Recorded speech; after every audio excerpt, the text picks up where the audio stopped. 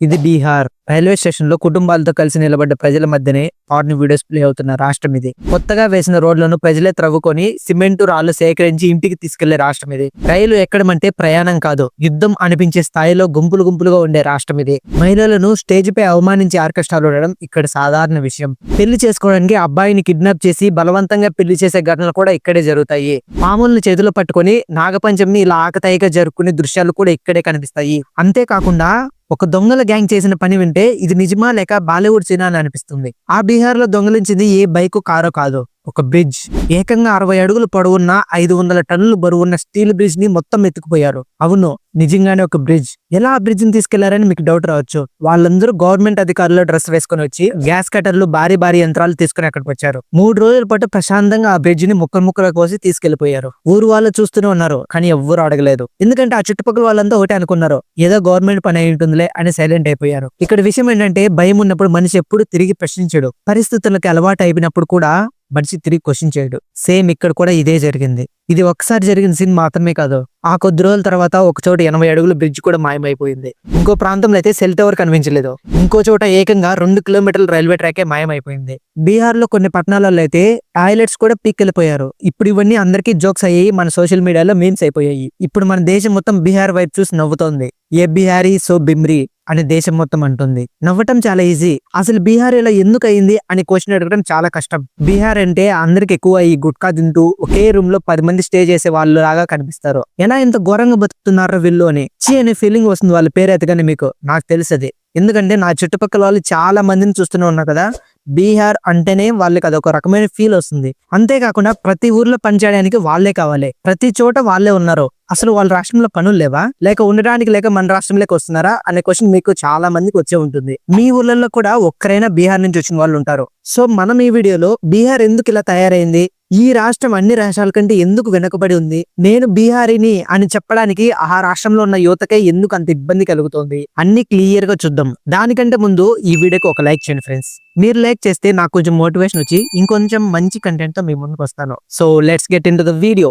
ప్రతిసారి బీహార్ లో ఎన్నికలు వస్తాయి, ఫలితాలు వస్తాయి, అదే మొహాలు తిరిగి కనిపిస్తూ ఉంటాయి. అర్థం కాలేదు కదా, క్లియర్ గా చెప్తా వినండి. బీహార్ లో గెలిచిన వాళ్ళంతా ఒకే హామీలు ఇస్తూ ఉంటారు. ఈసారి ఖచ్చితంగా మన రాష్ట్రం అభివృద్ధి అవుతుందని. పార్టీలు మారుతూ ఉంటాయి, ఎవరు ఎవరితో కలుస్తారో కూడా తెలియదు. కానీ అధికారంలో తిరుగుతున్న వాళ్ళు పెద్దగా మారారు. ఎందుకంటే ఈ గందరగోళం మొత్తం ఒక రోజులో పుట్టింది కాదు. ఇది ఎన్నో సంవత్సరాలుగా నెమ్మదిగా కూలిపోతూ వస్తున్న రాష్ట్రం ఇది. ఒక విషయం మాత్రం స్పష్టంగా గుర్తుంచుకోవాలి, బీహార్ స్టార్టింగ్ నుంచి వెనకబడి లేదు, వెనకబడేలా చేశారు. ఎవరు చేశారు, ఎవరు తప్పిది? కేంద్ర ప్రభుత్వమా, లేక రాష్ట్ర నాయకుల, లేక బీహార్ యువత తప్ప? ఈ ప్రశ్నకి సమాధానం తెలుసుకోవాలంటే మనం చాలా సంవత్సరాలు వెనక్కి వెళ్ళాలి. ఎందుకంటే ఒకప్పుడు బీహార్ ఇలా ఉండేది కాదు. ఒకప్పుడు బీహార్ భారతదేశానికి మెదడు లాంటి స్థానంలో ఉండేది. ఈ రోజుకి మనం చూస్తున్న బీహార్ లో పేదరికం, గందరగోళం, నిరాశ ఇవి మాత్రమే కనిపిస్తాయి. కానీ ఇదే నెల భారతదేశానికి ఒకప్పుడు గుండె లాంటిది. వేల సంవత్సరాల క్రితం ఈ ప్రాంతాన్ని మగధ అని పిలిచేవారు. మగధ అంటే చిన్న రాజ్యం కాదు, మన చిన్నప్పటి పుస్తకాలలో కూడా ఉండేది మగధ రాజ్యం గురించి. సో అప్పట్లో మగధ రాజ్యం అంటే ఒక పవర్ సెంటర్ లాంటిది.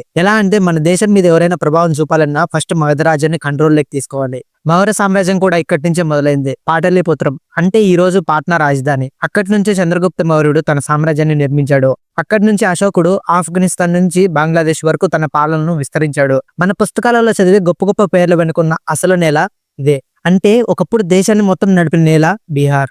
ఇక్కడ రాజకీయ శక్తి మాత్రమే కాదు, తెలివితేటలు కూడా పుట్టాయి. ప్రపంచంలోనే మొట్టమొదటి రెసిడెన్షియల్ యూనివర్సిటీగా చెప్పబడే నలంద కూడా ఇక్కడే పుట్టింది. ప్రపంచం నలుమూల నుంచి విద్యార్థులు ఇక్కడికి వచ్చి చదువుకున్నారు. చైనా, జపాన్, టిబెట్, కొరియా ఇలా వేరే వేరే దేశాల నుంచి నెలల తరబడి ప్రయాణం చేసి ఇక్కడ వచ్చేవారు. ఇక్కడ కేవలం ధర్మం మాత్రమే కాదు, గణితం, వైద్యం, ఖగోళ శాస్త్రం, రాజకీయాలు అన్ని బోధించేవారు. చదువు అంటే ఏమిటో ప్రపంచానికి చూపించిన నేల ఇది. ప్రపంచం మొత్తం ఇక్కడికి వచ్చి చదువుకునే వాళ్ళు. అంత కీర్తి కలిగినది ఈ బీహార్. ఇదే నేలపై ఆర్యభటుడు జీరో గురించి చెప్పాడు. భూమి తన అక్షం చుట్టూ తిరుగుతుందని చెప్పాడు. పై యొక్క విలువను లెక్కగట్టాడు. చాణక్యుడు కూడా ఇక్కడే బోధించాడు. అర్థశాస్త్రం లాంటి గొప్ప గ్రంథం రాశాడు. ఒకసారి నిజంగా ఆలోచించండి, ఈ నేల ఒకప్పుడు దేశానికి బ్రెయిన్ లాంటిది. మరి ఈ స్థాయిలో ఉన్న ప్రాంతం ఇలా ఎలా పడిపోయింది? తరాల తర్వాత ఇంకా అభివృద్ధి అవ్వాల్సిన రాష్ట్రం ఇలా ఎందుకు తయారైంది? ఇది ఒక్కసారిగా జరిగిన ప్రమాదం కాదు. మొదట్లో బీహార్ ఆర్థికంగా కూడా బలంగా ఉండేది. స్వాతంత్రం తర్వాత తొలి 10 సంవత్సరాలలో బీహార్ లో పరిశ్రమలు దేశ సగటు కంటే వేగంగా పెరిగాయి. దేశం మొత్తం 41% పెరిగితే బీహార్ లో దాదాపు 75% పెరిగింది. 1,00,000కు పైగా పైగా కొత్త ఉద్యోగాలు వచ్చాయి, వనరులు ఉన్నాయి,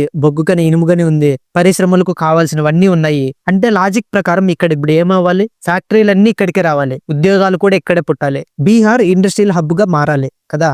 కానీ ఇక్కడే ఒక పెద్ద మలుపు వచ్చింది. ఒక పాలసీ నిర్ణయం బీహార్ ని మొత్తం తలకిందులుగా చేసింది. అదే ఫ్రైట్ ఈక్యులేషన్ పాలసీ. పేరు చాలా సింపుల్ గా అనిపించవచ్చు, కానీ దాని ప్రభావం మొత్తం బీహార్ తలరాతల్ని మార్చేసింది. సాధారణంగా ముడి పదార్థాలు ఎక్కడ ఉంటే ఫ్యాక్టరీలు కూడా అక్కడే పెడతారు, ఎందుకంటే ఖర్చు తక్కువగా ఉంటుంది కాబట్టి. కానీ ఈ పాలసీలో ఏముందంటే బీహార్ లో తవ్విన బొగ్గు ఇనుము దేశంలో ఎక్కడైనా ఒకే రేటుకు చేరాలి. వినడానికి సమానత్వం లాగా అనిపిస్తుంది, కానీ అసలు దెబ్బ బీహార్ కి తగిలింది. ఎందుకంటే ఇప్పుడు పరిశ్రమదారుడు ఇలా ఆలోచిస్తాడు, బొగ్గు ముంబైకి కూడా అదే ధరకు వస్తే రోడ్లు లేని బీహార్ లో ఫ్యాక్టరీలు ఎందుకు పెట్టాలి. అలా పరిశ్రమలన్నీ బయట రాష్ట్రాలకు వెళ్లిపోయాయి. వనరులు మొత్తం బీహార్ లోనే ఉన్నాయి, కానీ ఫ్యాక్టరీలు మాత్రం ఒక్కటి కూడా బీహార్ లో లేకుండా పోయాయి. నెమ్మదిగా బీహార్ లో ఉద్యోగాలు తగ్గిపోయాయి. 1951లో దేశ సగటుతో పోలిస్తే బీహార్ ఆదాయం 61% కి పడిపోయింది. అది 1991కి వచ్చేసరికి 46%కి వచ్చేసింది. ఇది ఒక్క రోజులో జరగలేదు, ఇది నెమ్మదిగా ఇచ్చిన విషయం లాంటిది. పైకన్నీ బాగానే కనిపించాయి, కానీ లోపల బలహీనత పెరిగింది. ఈ పాలసీ 1993లో రద్దు అయ్యేసరికి అప్పటికే 4 దశాబ్దాలు గడిచిపోయాయి.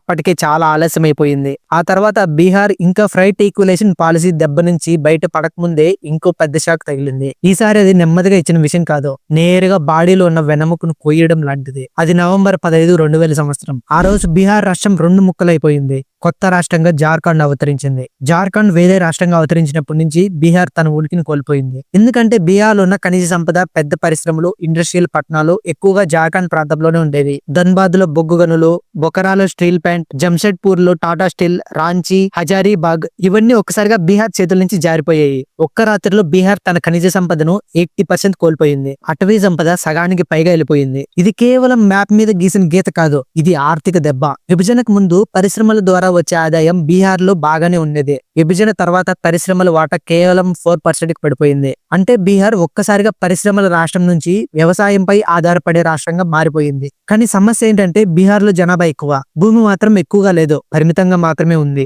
వ్యవసాయం చేయడానికి అందరికీ సరిపోదు. పరిశ్రమలు లేవు, ఉద్యోగాలు లేవు, ఖనిజాలు కూడా లేవు. మరి యూత్ అంతా ఏం చేస్తుంది? ఇక్కడి నుంచే వలసలు పెరిగాయి. పని కోసం బయటకు వెళ్లడం ఒక ఆప్షన్ గా కాదు, ఒక అవసరంగా మారింది. ఢిల్లీ, ముంబై, పంజాబ్, కోల్కతా, పూణే, ఆంధ్రప్రదేశ్, గుజరాత్, కర్ణాటక ఇలా ఎక్కడ పని దొరికితే అక్కడికి వెళ్లడం మొదలైంది. ఇక్కడ బయట కనిపించే దానికంటే లోపల మరో అర్థం దాగి ఉంది. అదేంటంటే జార్ఖండ్ ఖనిజాలతో డబ్బు సంపాదించడం మొదలు పెట్టింది. మైనింగ్ ద్వారా వేల కోట్ల ఆదాయం వస్తుంది. అదే సమయంలో బీహార్ మాత్రం మనుషుల శ్రమను ఎగుమతి చేయడం మొదలు పెట్టింది. ఒక రాష్ట్రం తన వనరులను కోల్పోయింది, ఇంకో రాష్ట్రం ఆ ఖనిజాలతో పూర్తిగా ఎదగడం మొదలైంది. ఇది తప్పుడు నిర్ణయం అని చాలా ఈజీగా చెప్పొచ్చు, కానీ అసలు విషయం ఏంటంటే అప్పటికే బీహార్ చాలా బలహీనంగా ఉంది. విభజన ఆ బలహీనతను ఇంకా పూర్తిగా తొక్కేసింది. పరిశ్రమలు లేని రాష్ట్రం పూర్తిగా అవకాశాలు లేని రాష్ట్రంగా మారిపోయింది. ఇక్కడే మరో పెద్ద సమస్య మొదలైంది. ఉద్యోగాలు లేకపోతే ఏమవుతుందంటే యువత మొత్తం పూర్తిగా నిరాశలోకి వెళ్లిపోతుంది. నిరాశ పెరిగితే కోపం పెరుగుతుంది. కోపం పెరిగితే రాజకీయాలు మరింత కఠినంగా మారుతాయి. అదే సమయంలో బీహార్ లోని రాజకీయాల డైరెక్షన్ కూడా చేంజ్ అయ్యాయి. ఆ సమయంలో అభివృద్ధి గురించి కాకుండా కులాల గురించి, ఓట్ బ్యాంక్ గురించి మాట్లాడడం మొదలైంది.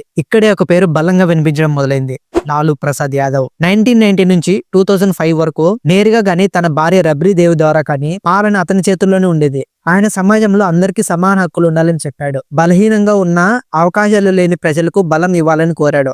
ఆ మాటలు మొదట చాలా మందిలో కొత్త ఆశను కలిగించాయి. కానీ ఆ ఆశ ఎలా క్రమంగా జంగిల్ రాజ్ అనే పేరుగా మారిందో చూద్దాం. ఇక్కడ ఒక విషయం క్లియర్ గా గుర్తుంచుకోవాలి. బీహార్ పడిపోవడం ఒక సంఘటన వల్ల మాత్రమే కాదు, ఇది వరుసగా వచ్చిన దెబ్బలు. ఒకటి పాలసీ, ఇంకోటి రాష్ట్ర విభజన, ఆ తర్వాత ఈ రాజకీయాలు. ఈ మూడు కలిసి రాష్ట్రాన్ని నెమ్మదిగా బలహీనంగా మార్చేశాయి.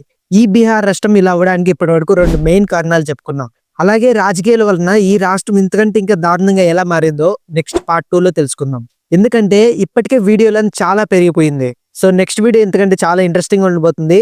Don't miss it guys. ఎందుకు ఇంట్రెస్టింగ్ గా ఉంటుందంటే ఒక గవర్నమెంట్ పడిపోయిన రాష్ట్రాన్ని 3 లేపాలి, కానీ ఆ గవర్నమెంట్ ఎలా ఆ రాష్ట్రాన్ని పూర్తిగా కిందికి తొక్కేసిందో నెక్స్ట్ వీడియోలో మనం చూడబోతున్నాం. కాబట్టి చాలా ఇంట్రెస్టింగ్ గా ఉంటుంది, ఎవ్వరు మిస్ అవ్వకండి. ఈ వీడియోకి 200 లైక్స్ టార్గెట్ పెడుతున్నా. 200 లైక్స్ టార్గెట్ ని మీరు కంప్లీట్ చేస్తే వెంటనే నేను వీడియో అప్లోడ్ చేస్తా. అలాగే కామెంట్స్ లో పార్ట్ 2 అని కామెంట్ చేయండి. నెక్స్ట్ వీడియోలో మళ్ళీ కలుద్దాం. See you soon.